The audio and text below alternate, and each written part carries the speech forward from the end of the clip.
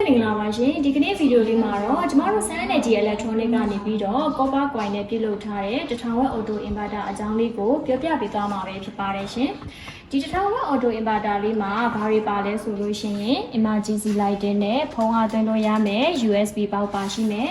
ပြီးတော့ battery အားပြည့်သွားတဲ့အခါမျိုးမှာဆိုလို့ရှိရင် auto ဖြတ်ချပေးမယ် auto charging ကတော့စနစ်တစ်ခုပါရှိမှာဖြစ်ပြီးတော့ battery maintenance system မှာထည့်သွင်းပေးထားတာပဲဖြစ်ပါတယ်ဒီအပြင် overload current system မှာထည့်ပေးထားတာဖြစ်တဲ့အတွက်ကြောင့်မို့လို့သတ်မှတ်ထားတဲ့ဝပမာဏထက်ပိုပြီးတော့သုံးစွဲမိခဲ့ရင်လည်း auto ဖြတ်ချပေးတဲ့အတွက်ကြောင့်မို့လို့မိမိတို့ရဲ့ inverter နဲ့ battery ထိခိုက်ပျက်စီးမှာကိုလည်းစိုးရိမ်စရာမလိုတော့ပါဘူးရှင်ဒီ1000W inverter လေးကို Copper Coil နဲ့ပြုလုပ်ထားတာဖြစ်တဲ့အတွက်ကြောင့်မို့လို့လုံဆွဲရပုံမူကောင်းမွန်ပြီးသူရဲ့ battery charging range ကတော့18 Ampere နှုန်းပဲဖြစ်ပါတယ်ရှင်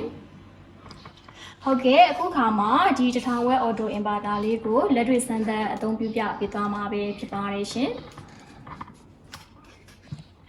Inverter အသုံးပြုမှာဖြစ်တဲ့အတွက်ကြောင့်မို့လို့ Inverter ရဲ့အနောက်ဘက်မှာပါရှိတဲ့အနီးကလစ်နဲ့အနက်ကလစ်ကို battery ရဲ့အနီးငုံနဲ့အနက်ငုံမှာမှန်ကန်စွာချိတ်ဆက်ဖို့လိုအပ်ပါတယ်ရှင်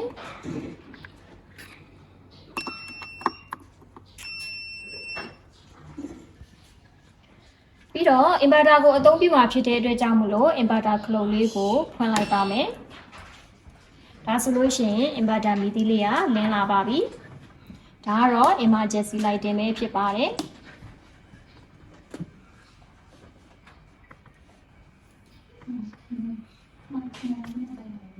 ပြီးတော့ဖုံးအားသွင်းမယ်။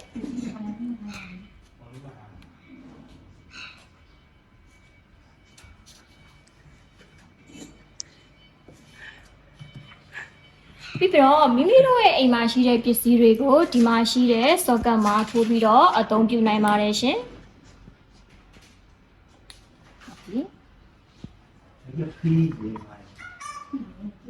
ဟုတ်ကဲ့ပါဒါကတော့မီးပြတ်နေတဲ့အခါမှာဆိုလို့ရှိရင် inverter အသုံးပြုနေတဲ့အချိန်ပဲဖြစ်ပါတယ်ရှင်။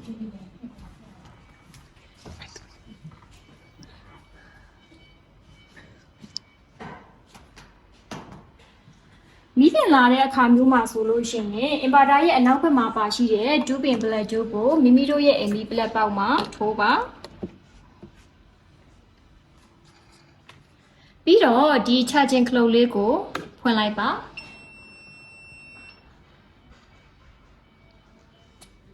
ဒါဆိုလို့ရှိရင် charging မီးသီးလေးကလင်းလာပြီးတော့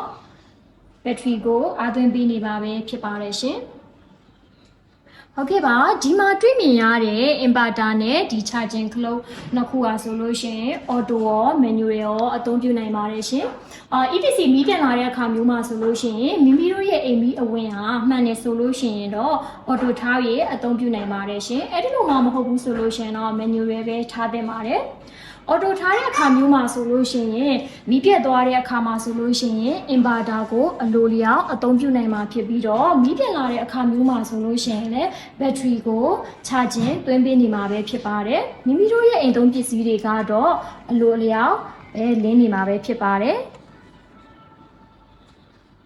ပါတာလေးရဲ့အနောက်ဘက်ကိုကြည့်လိုက်မယ်ဆိုလို့ရှိရင်လည်း DC ချက်ပင်မှာထည့်သွင်းပေးထားတာဖြစ်တဲ့အတွက်ကြောင့်မို့လို့ DC ပန်ကာတွေနဲ့လည်းဓာတ်ရိုက်ချိတ်ဆက်ပြီးတော့အသုံးပြုနိုင်ပါတယ်ရှင်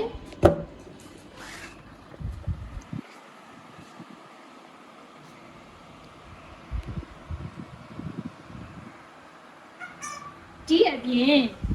ဒီမှာပြထားတဲ့အရာလေးอ่ะဆိုလို့ရှိရင်နောက်ပိုင်း solarနဲ့တွဲပြီးတော့သုံးချင်တဲ့သူတွေအတွက်ဆိုလို့ရှိရင် controller ခံပြီးအသုံးပြုရလွယ်ကူအောင်ပြုလုပ်ပေးထားတာပဲဖြစ်ပါတယ်ရှင်။ဟုတ်ကဲ့ပါဒီ1000W inverter လေးကို Copper Coil နဲ့ပြုလုပ်ထားတဲ့ဒီ 1000W Auto Inverter လေးကိုစိတ်ဝင်စားလို့မှာယူခြင်းနေဆိုလို့ရှိရင်ဖုန်းနံပါတ်39969328တို့ကိုဖုန်းဆက်ပြီးမှာယူနိုင်တယ်လို့Dashback 151 Yogi ကျောင်းလမ်းတန်လန်းဘတ်စကားမှတ်တိုင်အနီးနိုင်မျိုးနယ်တွင်လည်းကိုယ်တိုင်ကိုကြောင့်လာရောက်ဝယ်ယူနိုင်ပါတယ်ရှင်။ဟုတ်ကဲ့ပါအခုလိုဗီဒီယိုလေးကိုအဆုံးထိကြည့်ရှုပေးတဲ့အတွက်လည်းကျေးဇူးတင်ပါတယ်ရှင်။